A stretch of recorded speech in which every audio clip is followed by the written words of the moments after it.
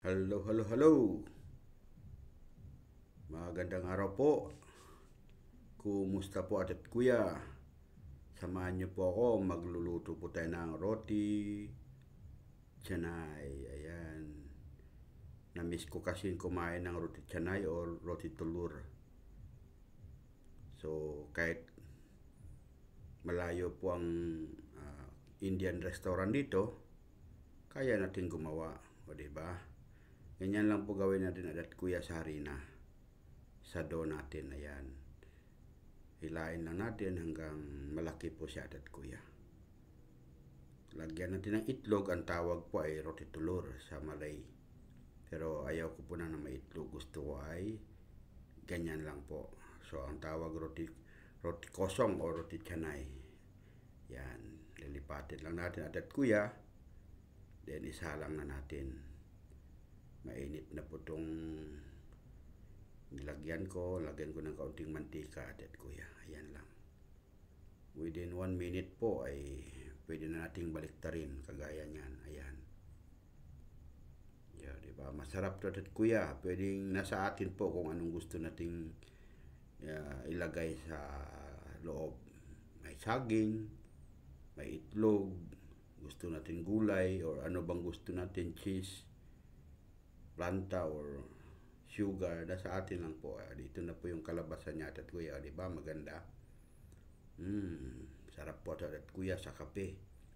Kalimitan po dito ay bali dar or curry chicken, beef or fish na curry.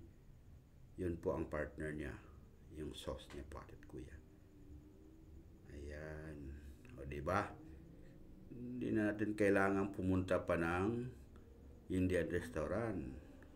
Ikot-ikutin natin ang ulo natin parang India, di ba? Ganun sila eh. Masarap natin kuya, naghugas na po ako kahapon kaya okay lang po yun.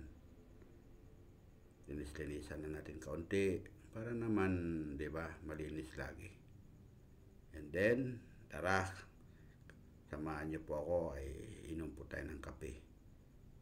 Lagyan na natin ng fresh milk ang ating kape. And then, hindi na po ako nagluto ng stop food para pang tanghalian at kuya.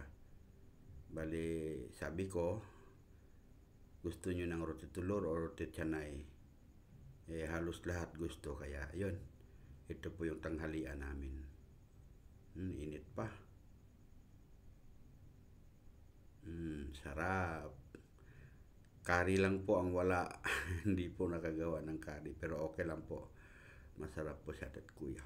Maalat-alat na manamis-namis. Bali, may gatas to siya at saka may asin at Sprite po. Ayan, yung dough niya.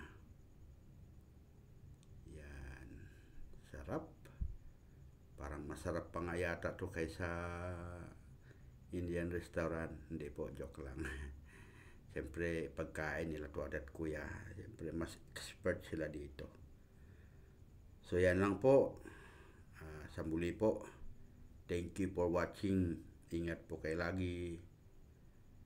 So, bye-bye na po. Bye-bye. Ingat.